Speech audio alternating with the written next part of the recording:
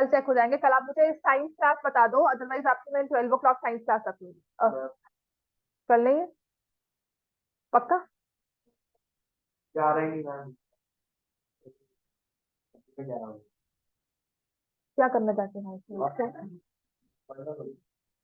Ma'am 9th को बुला रही है 11 o'clock। तुम्हें क्यों बताना? 9th में 9th करानी है? हाँ फिर 12 o'clock का राउंड टाइम होगा। हाँ वो तो मैं पढ़ा देती हूँ बच्चे। 12 o'clock का कल टाइम होगा, 12 to 1:30, 1.5 घंटा क्लास है। पढ़ाऊंगी, टेस्ट नहीं होगा। आपको रिविजन करवाऊंगी, आपके डाउट्स दूंगी, प्लस एक्स्ट्रा जो मुझे आपको 1-2 केस स्टडीज करवानी है। नहीं बच्चे आ जाओगे, सब आओगे, पेपर है अब तो आना ही है। Case study 1। An educational trip to Red Fort was organized for the students of class 10 of a school. The teacher told about the combination of solid figures in monument, two pillars in cylindrical shape, and two hemispherical domes in the corner. The pillar banao. Two pillars in cylindrical shape. Two hemispherical domes in the corner. Seven smaller hemispherical domes in the center. तो ये सारी चीजें जितनी मर्जी दी हो, आपको question में लिखा हुआ है how much cloth material will be required to cover two big domes each of radius 2.5 metre. Pi कौन सा यूज करना है इसमें कुछ बताया था नेक्स्ट में? टू बिग डोम, डोम का जो शेप है वो है हेमिस्फेरिकल। टू बिग डोम्स का है और हेमिस्फेरिकल शेप है।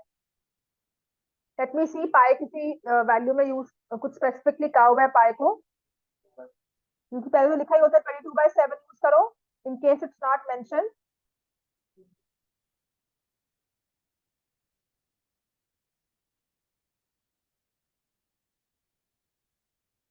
अच्छा जी चलो, तो हेमिस्फेरिकल होती है डोम। हमें निकालना क्या है? हेमिस्फेयर का क्लॉथ कवर करने के लिए total surface area, curve surface area. Curve surface area क्या होता है फॉर्मूला? 2πr²। 2 × 22/7 × 2.5 का होल स्क्वायर। 2 × 22 × 6.25 / 7। और ऐसी दो डोम्स है तो इंटू 2 करना है। दो डोम्स का हुआ है, इंटू 2 करना था। केस स्टडी तो सिंपल है, इसमें हमारी क्या गलती हो गई? इसको 4 से आ गया ना 22। 6.25 × 4 कर दोगे तो ये 25 आ जाएगा।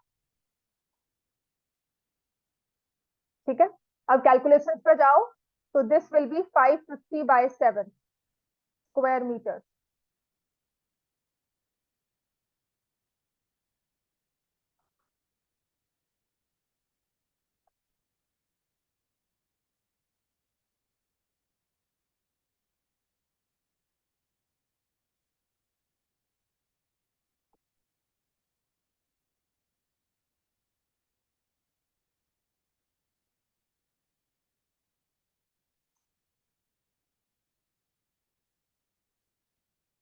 अप्रोक्सीमेटली लिख लो, या 550/7 भी।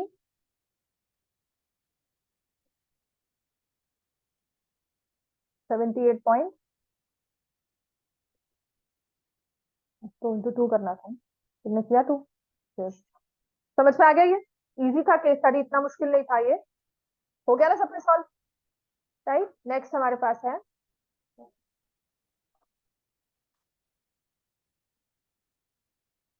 Right the formula to find the volume of the cylindrical pillar. Volume निकालना है सिलेंड्रिकल पिलर का, फॉर्मूला क्या होगा?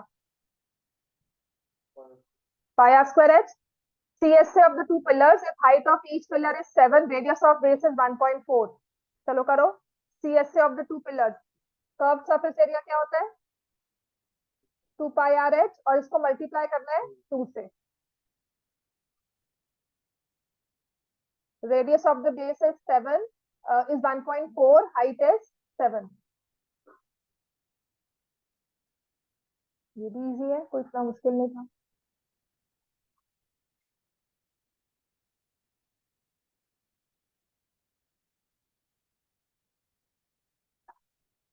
Volume of hemisphere if radius is 3.5।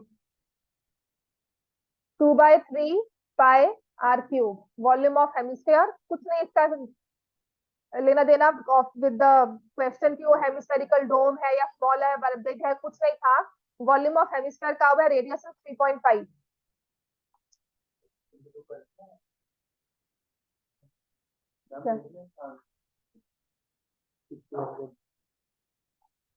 Two pillars 2 pi R H आएगा। हाँ क्या आ गया इसमें?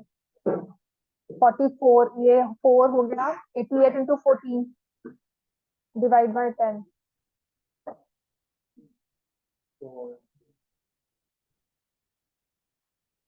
88 14 करो, 32 होता है। 3 कैरी, 3 5 8 और 8, 2 7 1 2।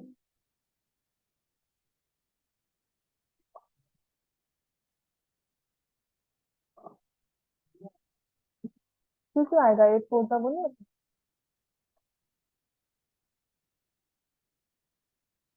ठीक है,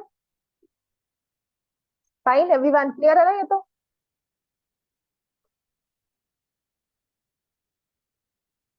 ठीक है, क्या आएगा? आप लिख रहे हो 222/7 पाई आ गया। Are is 1.4। सिलेंडर का निकाल दो ना, सीएसए ऑफ 2 पिलर्स, ये 7 आ गया है ना?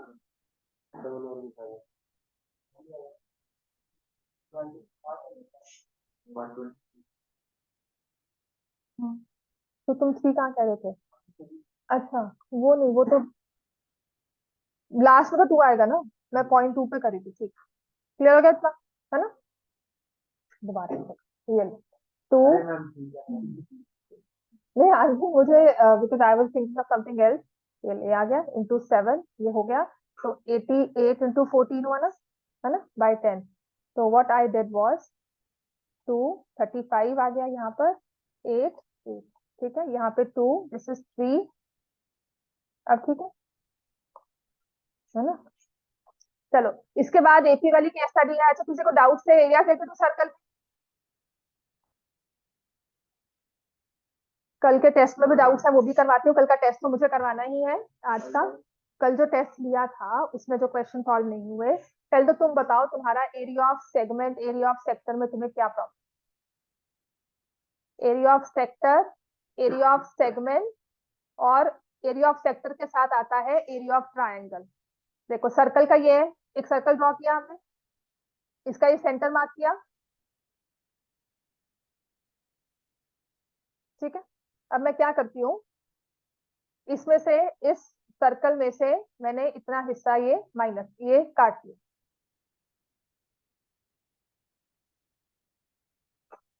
तो this is called the sector. जो पिज्जा की एक स्लाइस होती है, that basically is a sector.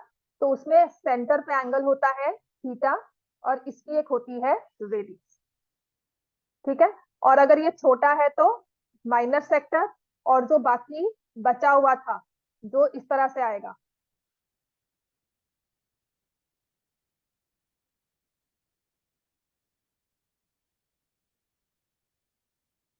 ठीक है, जो बाकी बच गया इसको हमने कहा मेजर सेक्टर।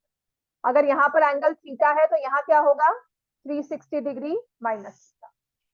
अब कंफ्यूजन आती कहां पर है? इस सेक्टर का ना एरिया का फॉर्मूला होता है pi r square theta by 360 degree. तो यहाँ पे थीटा आपको कुछ भी दिया जाए, 104 109 107, कुछ भी दे दे विद इन 360 डिग्री, कोई भी एक वैल्यू दे दे, आप सॉल्व कर सकते हैं। 305 भी दे दे, तब भी आप ये सॉल्व कैलकुलेशन कर सकते हैं। समझ में आ गया इतना? तो यहाँ पर थीटा की वैल्यू पर हमारा क्वेश्चन डिपेंड नहीं करता बिल्कुल भी सॉल्विंग में। अब होता क्या है, जब मुझे कहा जाता है, यहां तक हो गया, ये है इसका एरिया, और एक होता है length of arc. Length of arc होती है ये, ठीक है। लेंथ ऑफ आर्क मतलब part of circumference. Length of arc मतलब पार्ट ऑफ सरकमफ्रेंस। क्या हो जाएगा इसका formula? 2 pi r theta by 360 degree. 2 pi r theta by 360 it's the length of arc. ठीक है, अब इसके बाद आते हैं, ये तो है सेक्टर की बात हुई। फिर इसमें आता है पेरीमीटर ऑफ सेक्टर। लिखो,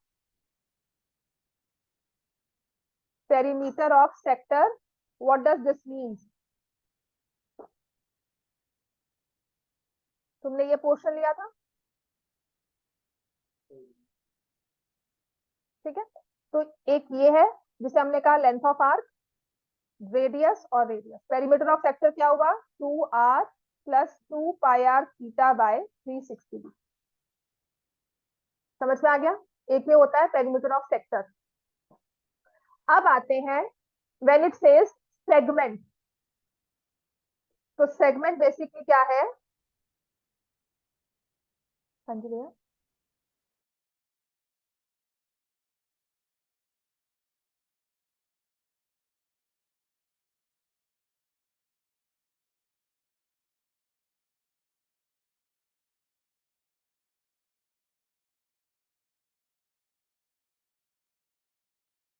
विद सेंटर O, जो ये पोर्शन है ना सर्कल का, दिस इज कॉल्ड सेगमेंट।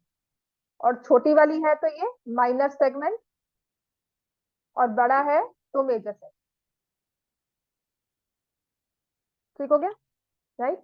अब प्रॉब्लम आती है जो हमें कहा जाए find the area of segment. तो इसके लिए अब देखो, ये कहीं भी किसी तरह से भी रिलेटेड नहीं है कुछ भी सर्कल के साथ। ये हमने सिर्फ सर्कल के, कोई रेडियस इसमें नहीं आ रहा, कुछ नहीं आ रहा। तो इसके एरिया को निकालने के लिए I have to find it out, ऐसा होगा। ये जो हाफ सा ये चांद सा बना हुआ है, इसका हमने एरिया निकालना, इस वाले पोर्शन। तो इसके लिए हम क्या करते हैं, हम कंप्लीट सर्कल लेते हैं, सर्कल के सेंटर को डिटेक्ट किया, जैसे यहाँ पर मैंने सर्कल के सेंटर को डिटेक्ट किया। अब इस सर्कल में मुझे आता है सेक्टर का एरिया निकालना, which is based on the angle. समझ में आ गया? हाँ जी भैया।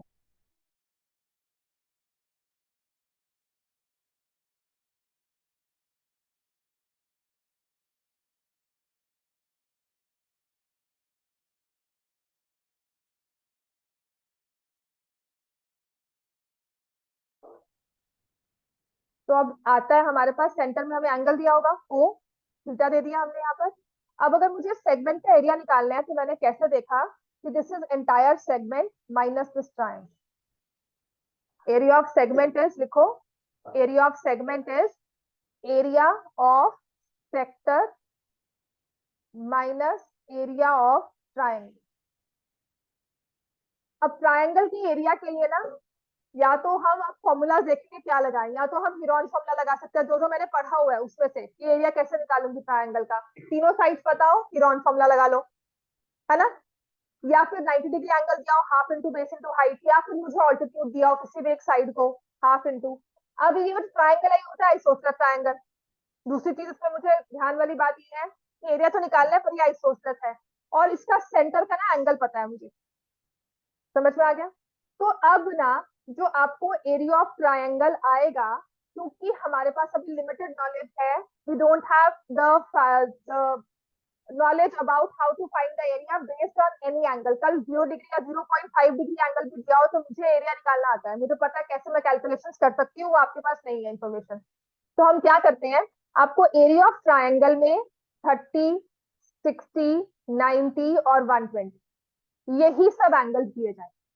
तो जब सेगमेंट के एरिया निकालने को आएगा तो आपको 30, 60, 90 या 45 कह लो, यही सब एरियाज आएंगे। समझ में आ गया? 120 भी आएगा।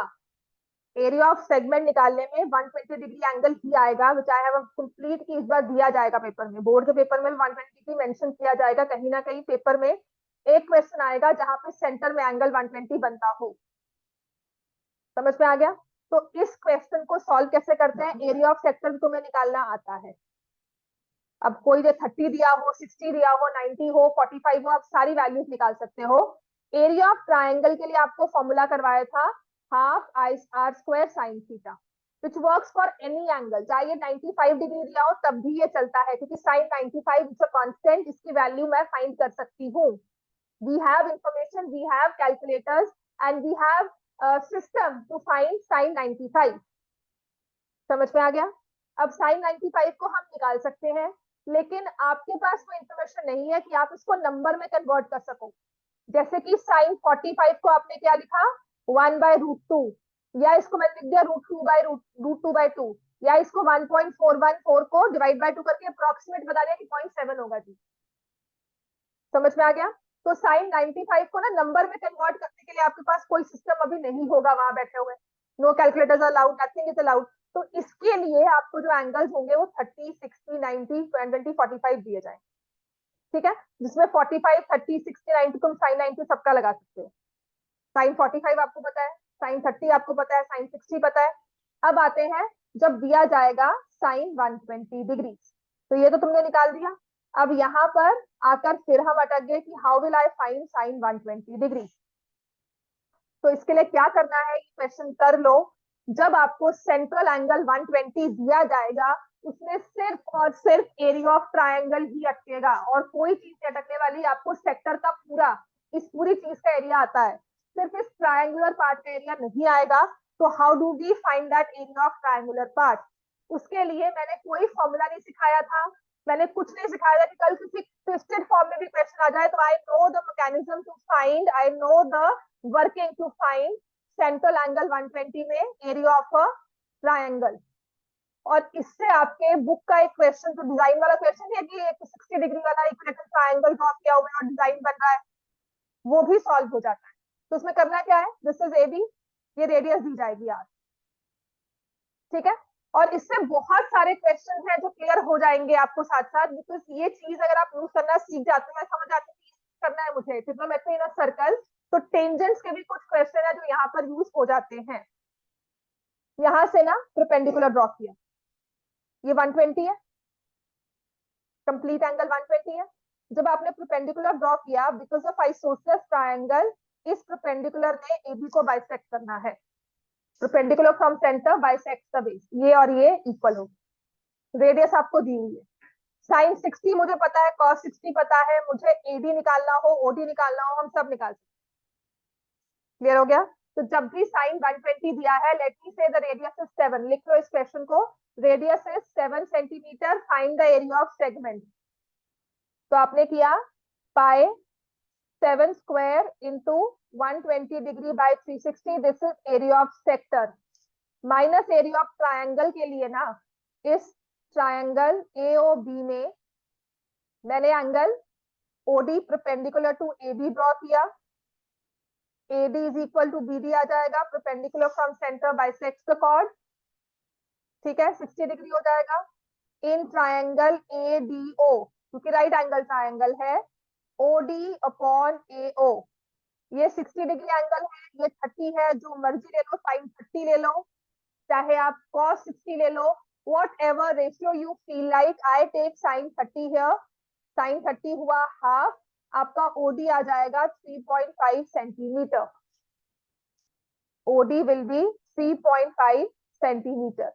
अब मैं लूंगी AD upon AO, AD is adjacent by hypotenuse, मैंने cos 30 ले लिया उसको, AD की वैल्यू मुझे नहीं पता, AO इज 7, cos 30 कितना होता है, √3/2,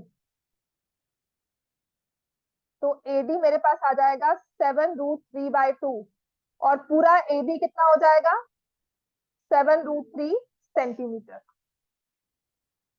ठीक हो गया, AB हो गया 7 √3 सेंटीमीटर। और जो एरिया ऑफ ट्राइंगल निकालना था, उसको मैंने लिखा half into AB into OD। अब इसमें कोई 2-4 फॉर्मूलाज नहीं याद करने, 3.5 इंटू 7 √3, ये सब आप उसको सॉल्व कर सकते हो। क्लियर हो गया? सिर्फ इतना सा काम ये हुआ है आपका कि आप इस क्वेश्चन में जो ये इंफॉर्मेशन हम यूज कर रहे हैं 120 के लिए, this you can carry it further for an equilateral triangle also. आपकी बुक का ही क्वेश्चन है कि ऐसे ट्रायंगल ड्रॉ किया हुआ इक्विलेटरल,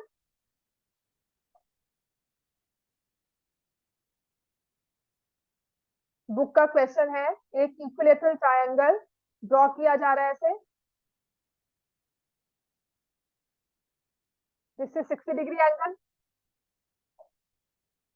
समझ में आ गया ये सबको, है ना? और आपको ये 3 सेक्टर्स के एरिया निकालना, समझ में आ गया? So this is one question you can solve with this information, 120 ना भी दिया हो तब भी। अब आते हैं कल के पेपर पर। कल में पहले तो बताओ डाउट्स क्या है। एक क्वेश्चन मुझे ठीक करवाना था इसमें, क्वेश्चन नंबर 11, क्वेश्चन 11 में ना सिर्फ ई और एफ की गलती हुई है। क्वेश्चन सॉल्व नहीं हो रहा था वहां बैठकर जब आप करते हो इसको। It was a basic calculation based question था और कुछ भी नहीं था इसमें। ये एबीसी दिया हुआ है, उसको ठीक कर लो। डी ई एफ ना ऐसे जाता है, this is D, this is E, this is F. अब ये क्वेश्चन प्रॉपरली सॉल्व हो जाएगा। एरर है इस क्वेश्चन में, डी ई एफ, नंबरिंग गलत की हुई थी, नेमिंग गलत की हुई थी। हाँ तभी नहीं हुआ था। और लिखा हुआ है triangle ABC similar to triangle DEF, तो इसको यूज करके आप ये क्वेश्चन सॉल्व कर सकते थे। सिर्फ इसमें नंबरिंग गलत थी, बाकी सब सही था। मेरे हिसाब से जो क्वेश्चन नहीं हुआ है वो है क्वेश्चन नंबर 16, जो नहीं हुआ होगा। क्वेश्चन 4 भी मैं करवाती हूँ, वो तो पता ही नहीं हुआ होगा। क्वेश्चन 16 में मैंने आंसर चेक नहीं किया है, क्या होगा मीडियन? मीडियन होता क्या है? मिडल मोस्ट वैल्यू, है ना? Median is the middle most value. तो कहते हैं कि कुछ नंबर है, 9 डिस्टिंक्ट ऑब्जर्वेशन है, उनका मीडियन आता है 20.5। लास्ट की 4 ऑब्जर्वेशन को ना आपने 2 से बढ़ा दिया। लास्ट की 4 ऑब्जर्वेशन थी, आपने उनको 2 से बढ़ा दिया। अब बताओ मीडियन पे इसका क्या फर्क पड़ा?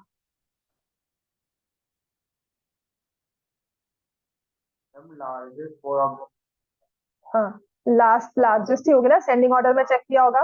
यहाँ पे 9 दिया होगा, ये x4 x5 हो गया, x6 x7 x8 x9। Median में करना क्या होता है, जो भी नंबर्स दिए हुए हैं उनको असेंडिंग ऑर्डर में लगाया, फिर हमने मिडल मोस्ट वैल्यू चेक की, जैसे एपी में करते मिडल मोस्ट वैल्यू को चेक किया, है ना? और उसके बाद हमने कहा कि यदि फिफ्थ ऑब्जर्वेशन हमारा मीडियन होगा, 9 ऑब्जर्वेशन है, तो फिफ्थ की जगह हमारा 9 आता है। इसके बाद जो याद की 4 नंबर्स थे ना आपने, ये x4 x6 x7 x8 x9, इनको 2 से बढ़ा दिया, रहेंगे तो ये लास्ट के 4 में ही। ऑर्डर चेंज होगा, क्यों करेंगे?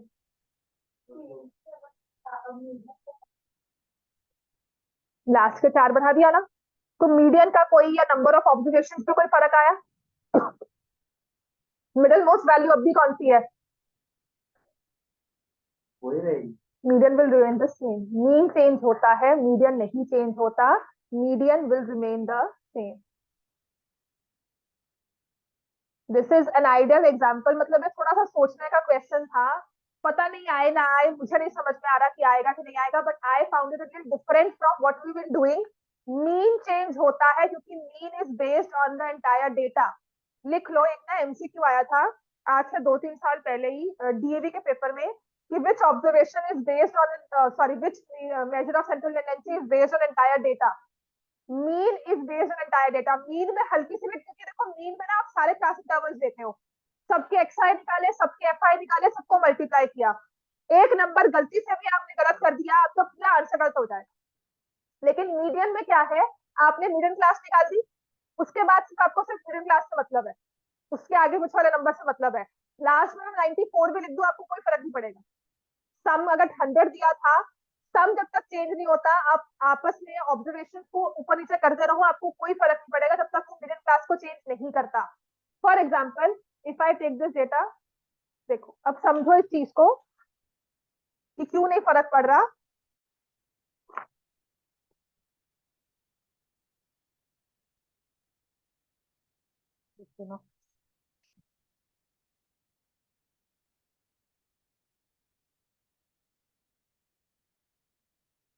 कोई भी एक नंबर दे दो,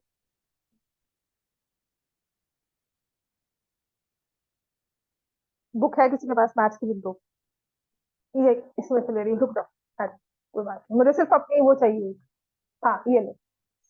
फॉर एग्जाम्पल, आपको इस डेटा का मीडियन निकाल, चलो करो।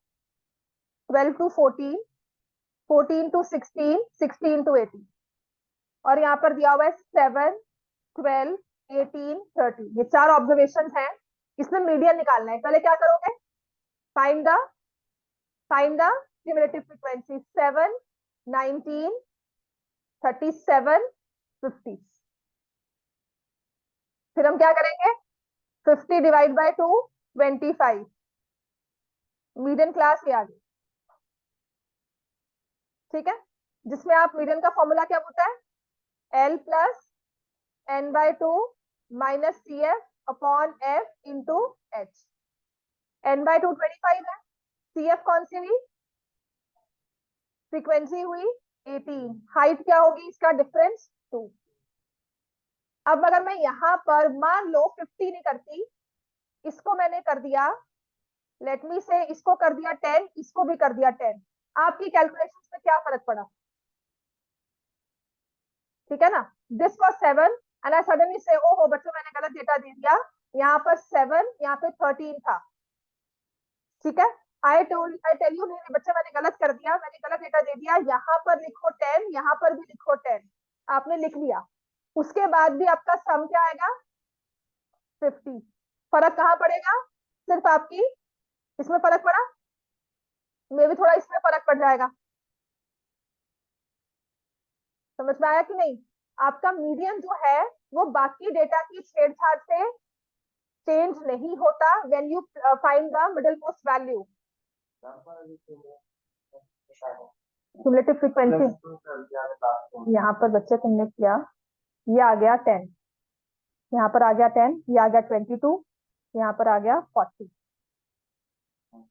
ठीक है, यहाँ पर आ जाएगा 50। अच्छा अच्छा +2 कर दो, नंबर को आपने बढ़ा दिया, चलो दैट इज डिफरेंट, मैं यहाँ पे ऑब्जर्वेशन को अलग कर रही हूँ, ये 7 ही है, हाँ ये 13, ठीक है। अब मैं क्या कर रही हूँ, आपने जो 16 to 18 में रखा तो 13 नंबर रखे, 13 नंबर है, लेकिन आपने वो 13 नंबर्स में भी थे 16.5, 17, 17.2, 17.3, समझ में आ गया, ऑर्डर तो वही था। उसके बाद मैंने क्या किया, मैंने कहा इनका ना दो दो नंबर आपने बढ़ा दिए, राइट। तो इसका मतलब अभी एक आपके पास 18 to 20 में आएगा, मान लो वो 4 ऑब्जर्वेशन और बढ़ गई, यहाँ पे 9 रह गया और यहाँ पर रह गई 4, ठीक है ना, यहाँ पे 9 रह गई, यहाँ पे 4 रह गई, तो आपके मीडियन पे क्या फर्क पड़ा, समझ में आ गया, नहीं आपके पास ये वैल्यूज थी 5, 4, 5, 6, 9, 8, 13, 15, कितनी वैल्यूज होगी 6, 18, 19, 1 2 3 और ये 4, ठीक है। मीडियन निकालना है, अरेंज है असेंडिंग ऑर्डर में, 9 और 8 को छोड़ दो, 8 और 9 कर लो उसको, ठीक है ना, ये लो, मैंने इसे कहा 8 और इसे कहा 9, असेंडिंग में अरेंज है। मीडियन निकालना हो तो कैसे करोगे, ये 4 और ये 4, n+1/2 करोगे, fifth observation is your median which is 13।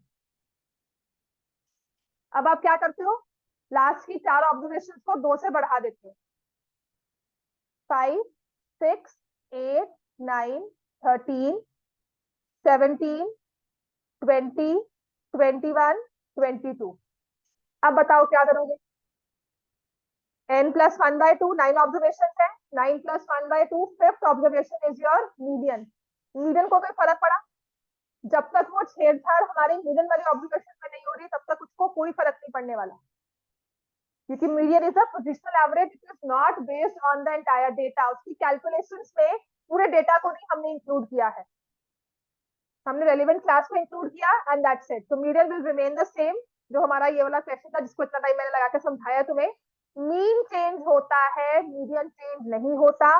Mode भी तब चेंज होगा जब हाईएस्ट फ्रीक्वेंसी पे फर्क पड़ेगा, मोड भी तब चेंज होता है जब मैक्सिमम, कि यहाँ पर मान लो मोड निकालना था, मैंने लिखा 5, 6, 6, 6, 9, 3, 4, 2। अब बताओ मोड किसको बोलोगे, मोड इसमें 6 को, मैक्सिमम फ्रीक्वेंसी आ गई। अब मैं कहती हूँ कि 4 बच्चे और आ गए जिनके नंबर 9 है, अब मोड किसको बोलोगे, मोड कब फर्क पड़ेगा, जब हाईएस्ट वाला नंबर चेंज हो जाएगा, फ्रीक्वेंसी चेंज हो जाएगी हाईएस्ट फ्रीक्वेंसी वाली, समझ में आ गया। अदरवाइज मोड को भी कोई फर्क नहीं पड़ेगा, लेकिन सिर्फ एक ऐसा मीन है, तो मैंने कहा था मीन बहुत डेमोक्रेटिक है, हल्का सा किसी को छेड़ो पूरा चेंज हो जाएगा, हल्की सी वैल्यू गलत कॉपी की, कैलकुलेशन पूरी गलत हो जाएगी, because it is based on entire data, उसमें सारे एक्सआई लेने, सारे एफआई लेने, लेकिन मीडियन ने सिर्फ अपनी रेलिवेंट वैल्यू उठानी है, उसके बाद जो मर्जी करते रहो। समझ में आ गया? मोड में सिर्फ हाईएस्ट लेना है, उसके आगे पीछे जो मर्जी करते रहो। क्लियर हो गया इतना? अब आते हैं इसका क्वेश्चन नंबर 4, विच आई से will not come in the paper, but ऐसा एक चीज, क्वेश्चन 5, फोर्थ की छोड़ दो, हाँ फिफ्थ ही कर दो। Fifth I will say will not come in paper, fourth आ सकता है, बिल्कुल आ सकता है। फिफ्थ जो चीज है वो पेपर में नहीं आनी चाहिए, लेकिन एक ऐसा कॉन्सेप्ट ना आपके सैम्पल पेपर में दिया है, विच इज 3, ये दिखा हुआ है sign theta minus cos theta, ये सिर्फ प्योरली प्रैक्टिस के लिए दिया था, थोड़ा दिमाग आपका यूज होगा, सिर्फ ग्रिलिंग ग्रिलिंग था ये, ग्रिलिंग के लिए क्वेश्चन होता है ना कि सिर्फ माइंड ग्रिलिंग करनी है, बस उसके लिए था ये। Sine raise to power 6 theta plus cos raise to power 6 theta. इसको मान लो 3 अलग अलग क्वेश्चन दिए हुए हैं, sine theta minus cos theta raise to power 4, पहले तो मैं इसको सॉल्व करूंगी। फोर्थ में मुझे कोई फॉर्मूला नहीं आता, मुझे किसका फॉर्मूला आता है? स्क्वायर का। ठीक है, तो इसको मैं लिखती हूँ sign theta minus cos theta का स्क्वायर और फिर उसका होल स्क्वायर। क्या बच्चे करो फिर, समझ में आ गया? Sine theta minus cos theta power 4 का मुझे कोई फॉर्मूला नहीं आता, a raise to power 4 plus b raise to power 4, मुझे नहीं ऐसा कोई फॉर्मूला आता। ठीक है, तो उसके लिए मैंने इसको स्क्वायर में ब्रेक कर दिया। अब sine theta minus cos theta का स्क्वायर कर सकते हो, क्या होगा ये? A minus b whole square, sine square theta plus cos square theta minus 2 sine theta cos theta का होल स्क्वायर। अब क्या करना चाहिए इसमें?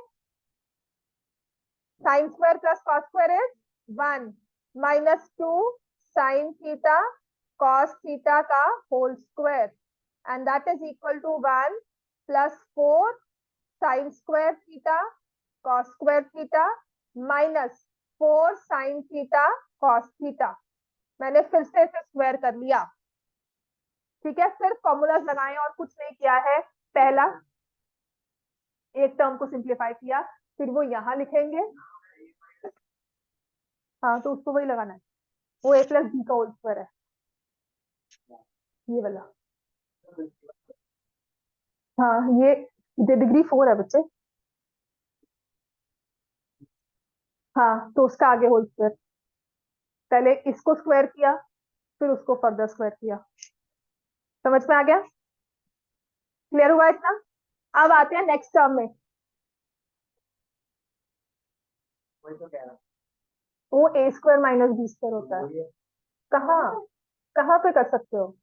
ए square There's a difference between a square minus b square and a minus b whole square. That is the whole point of this question. That is the whole point of this. तभी दिया था और कुछ नहीं था, ये सिर्फ दिमाग से कंक्लूजन निकाले थे, सिर्फ ड्रिलिंग थी और कुछ नहीं था। पेपर में मुझे नहीं लगता ये आएगा, मैं नेट कह रही हूँ कि नहीं आना चाहिए पेपर में, फिर भी आता है तो you know it, but otherwise this is only a drilling, सिर्फ आपके डाउट्स को क्लियर करनी है।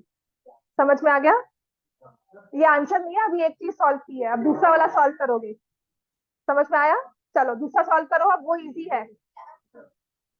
ये अरिहंत का नहीं है, मैंने उस टुगेदर में से उठाया था, नहीं अरिहंत का मुझे नहीं पता, आई टुक इट फ्रॉम टुगेदर। देखकर मुझे लगा एक तो भी एक और क्वेश्चन है ग्रिलिंग वाला, वो आज भी पंगा लूंगी, वो कभी आगे करवाऊंगी। राइट, ग्रिलिंग इसलिए जरूरी है, मैं सच में कहती हूँ कि half of what I do is not relevant to the paper, ये नहीं कि पेपर में आएगा, पर वो जरूरी क्यों होता है करवाना, क्योंकि उससे काफी चीजें क्लियर होनी शुरू हो जाती है कि अच्छा पेपर में कुछ और इससे आ जाता तो आप कर लेते हो सॉल्व। समझ में आ गया ये चीज? It's very popular quote by Khalil Gibran, पढ़ा हुआ जिसने?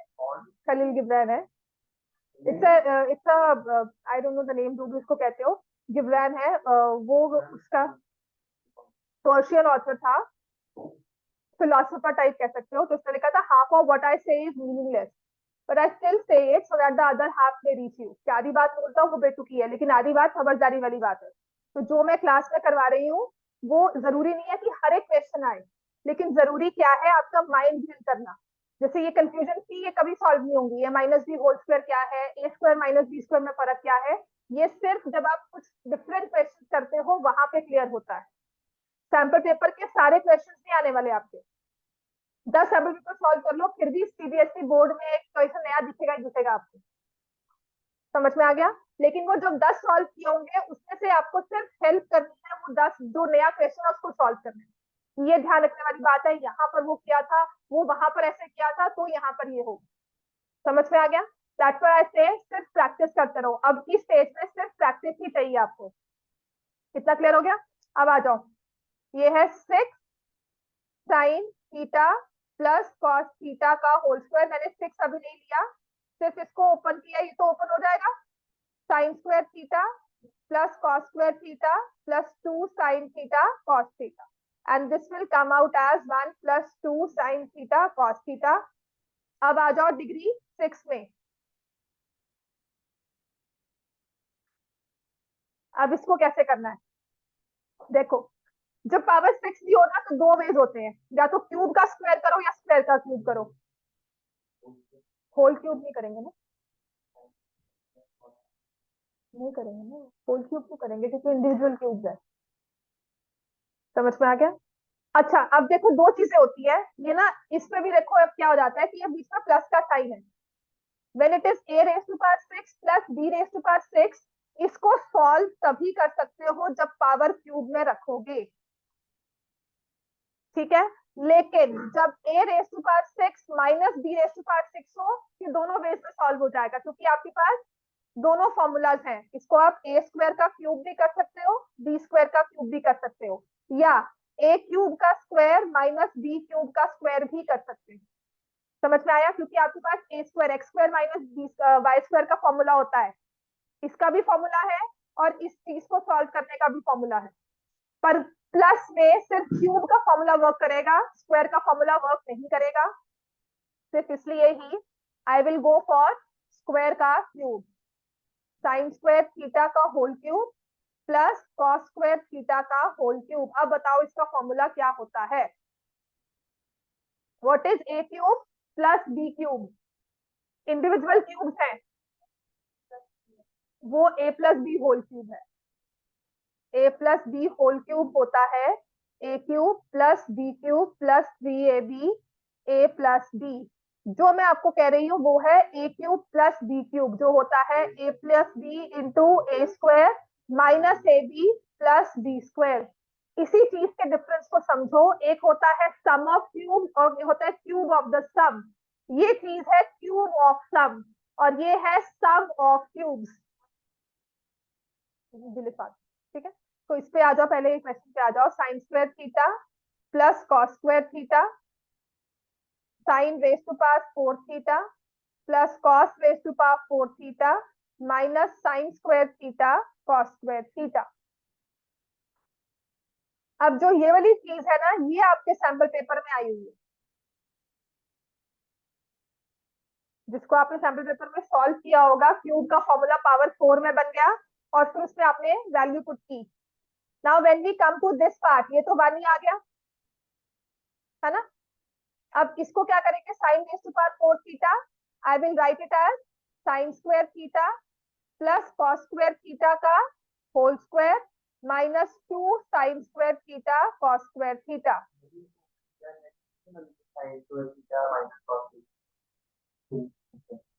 नहीं, यहाँ पे 2 है, 9th ना तुम लोग ने पढ़ी नहीं, इसीलिए ये चीजें 9th में क्लियर होती हैं। 9th आपने उतनी ग्रिलिंग से नहीं की है, ये फॉर्मूलाज उतने ग्रिल फॉर्म में नहीं किए हैं। समझ में आ गया बच्चे सबको? अब ये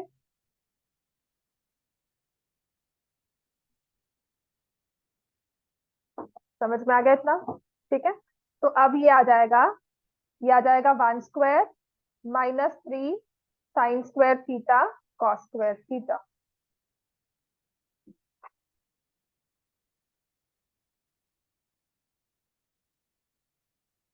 ठीक है, अब कोई हो सकता है कोई बोल दे कि मैम इसका और भी इजी वे है, बिल्कुल है, पर because I don't want to confuse you, इतना ही कर लो काफी है। ये मेथड 13 है शायद।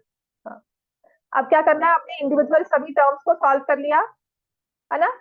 ये सारी इंडिविजुअल, सबको दिख रहा है ना, इंडिविजुअल इस टर्म को भी मैंने सॉल्व किया, दिख रहा है सबको, क्लैरिटी है। तो अब मैं क्या लिखूंगी, 3 साइन रेस टू पावर 4 में आया था 1 + 4 sine square theta cos square theta -4 sign theta cos theta. Again I से ऐसा क्वेश्चन ओलंपियाड्स में आ सकता है, ऐसा क्वेश्चन एनटीएससी में आ सकता है, लेकिन बोर्ड्स में ऐसा क्वेश्चन डालना मतलब थोड़ा पंगा लेने वाली बात हो जाती है।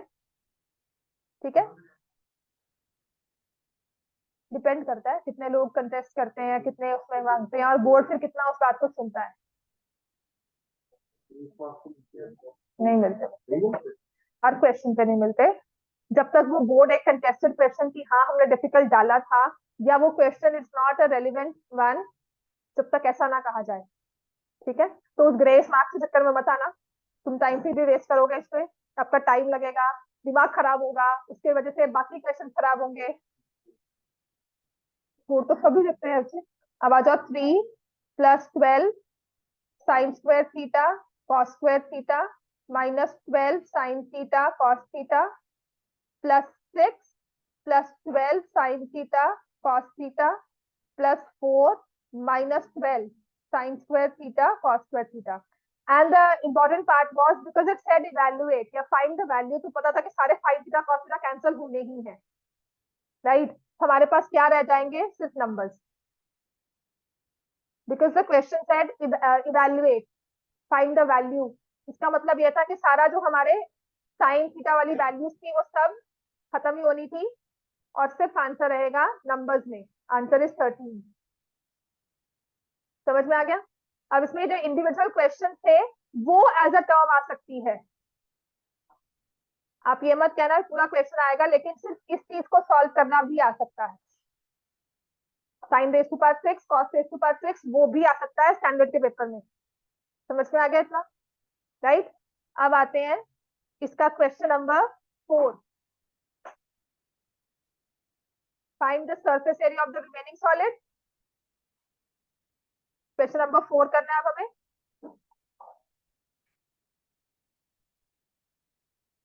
पहली बात तो जो कल साकेत ने कहा था कि मैम हमें क्या पता सिलेंड्रिकल होल ड्रिल कैसे हुआ है, तो देयर इज अ क्यूबॉइडल, एक हमारे पास ब्लॉक है, डायमेंशन दी हुई है उसकी, फटाफट से कर लो ये क्वेश्चन, छुट्टी हो जाएगी तब।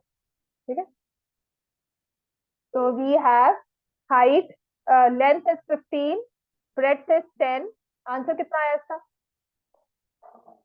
सॉल्व किया था कितना आंसर आया था, 583 है इसका आंसर। ठीक है, ये है 15 और ये है 10 और ये है 5। ठीक है, तो जो होल ड्रिल होगा क्या वो इस वाली बेस पर, इस वाली साइड पर हो सकता है,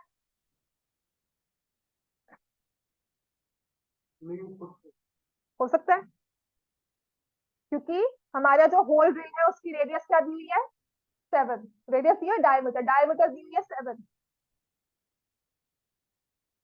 डायमीटर कितनी दी हुई है 7। तो अब आपका जो मैक्सिमम हाइट ही कितना दे रहा है, 5। तो मतलब यहाँ पर वो होल ड्रिल नहीं हो सकता, क्योंकि हमारा डायमीटर 5 हमें मिल नहीं रहा। फिर क्या वो इस वाली साइड पर हो पाएगा, ऐसे इस तरह से चला जाए, नहीं हो पाएगा, क्योंकि यहाँ पर भी दिस हाइट इज 5। तो जो हमारी हाइट के अलोंग जहाँ पे डायमेंशन है वहां पे होल ड्रिल नहीं हो सकता, ये यहीं पर एक हुआ होगा। पहली बात तो समझने वाली यही थी, जैसे फिगर दी हुई है इस क्वेश्चन में, मैंने फिगर ड्रॉ नहीं की थी बिकॉज दिस आई वांटेड कि थोड़ा सा रीजन आउट कर लो। ये होल ड्रिल हुआ जिसकी डायमीटर है 7 centimetre along the length breadth वाला फेस, उस पर ड्रिल किया। ठीक है ना। अब जैसे मुझे अगर एक मार्क करना है तो मैं यहाँ मार्क कर पाऊंगी, यहाँ इस साइड पे I can not drill a hole, यहाँ पर I can not drill a hole, यहाँ पर भी 7 वाला होल ड्रिल नहीं कर पाऊंगी। ठीक है, अगर मुझे इसे कट करके रखना है तो मैं इस साइड पे कर पाऊंगी, या तो पूरा ही नहीं आ रहा, समझ में आया, यहाँ पूरा नहीं आ रहा है, यहाँ नहीं आ रहा है और यहाँ नहीं आ रहा है। तो अगर मैंने ड्रिल आउट किया है तो मैंने यहाँ से रखकर इसको पंच किया है। समझ में आ गया, क्लैरिटी आ गई ना इस चीज पहले तो हमने होल ड्रिल आउट किया। तो जो सिलेंड्रिकल पार्ट है, देखो एक तो इसमें हो गया क्यूबॉइड, उसकी डायमेंशन है, length is given as 15 centimetre, breadth is 10 centimetre, height is 5 centimetre. और फिर जो सिलेंडर है इसकी रेडियस की होगी है 7/2 और हाइट हो जाएगी 5 सेंटीमीटर। पहले तो हमने डायमेंशन भी क्लियर आउट कर ली, ठीक है। हाइट बच्चे जितना ये है, जितना आपका क्यूबॉइडल ब्लॉक में हाइट है उतना ही कर पाएंगे। अच्छा, अब आते हैं इसमें कि find the surface area of the remaining block. ठीक है, तो मैंने क्या किया, I took the total surface area of the cuboid. इस क्यूबॉइड का टोटल सरफेस एरिया निकाल लो। समझ में आ गया? फिर उसमें मैंने प्लस किया curve surface area of cylinder. ठीक है,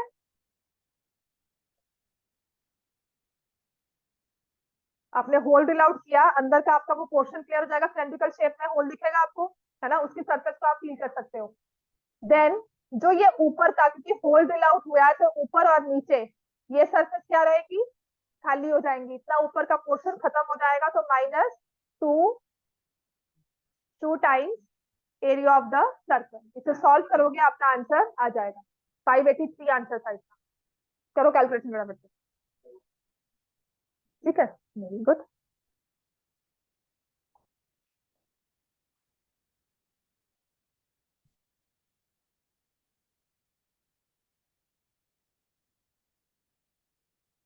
सेवनटीन 500 रेवोल्यूशन,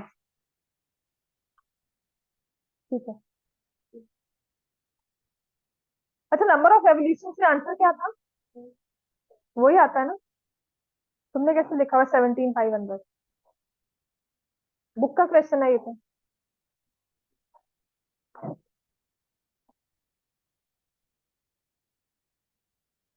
ठीक है बच्चों, चलो जाओ। इस पेपर में अगर कोई और भी डाउट होगा तो